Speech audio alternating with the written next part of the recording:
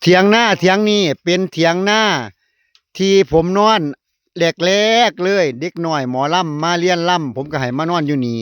ตอนนั้นขุดสระไว้ก็สระน้อยน้อยๆแล้วเฮ็ดขึ้นมาเฮ็ดเองผู้เดียวเด้อพี่น้องนี่ขึ้นมุ้งขึ้นตีเฮ็ดผู้เดียวหมดจนว่าแล้วบัดนี้นั่นพอดีก็เลยได้เฮ็ดบ้านสวนก็เลยเอาไว้ถ้าเป็นหม่องใดน้ำใดหยังแล้วก็มานอนเล่นพักผ่อนบัดนี้มันหลายปีคักก็เลยให้อ้ายกับหลานมามั่งให้ใส่ข่อยคือเก่าล่ะข่อยเรียนจนวิ่นล่ะเดี๋ยวก็ว่าตะค้อนเดี๋ยวก็ว่าตะปูอยู่นี่ล่ะใส่ข่อยเขาก็บ่ได้ไปไสแล้วเขาก็หลบอยู่เขานี่ล่ะแต่ว่าใครแน่มันคนเจ้าของมันจมกระจางอดเอา เขาบอกจังไดก็อดเอาของเฮ็ดบ่เปลี่ยนเนาะแซ่เขาเอาสังกะสีจากของน้ำมาเฮ็ดใหม่ให้มันดูดีกว่าเก่า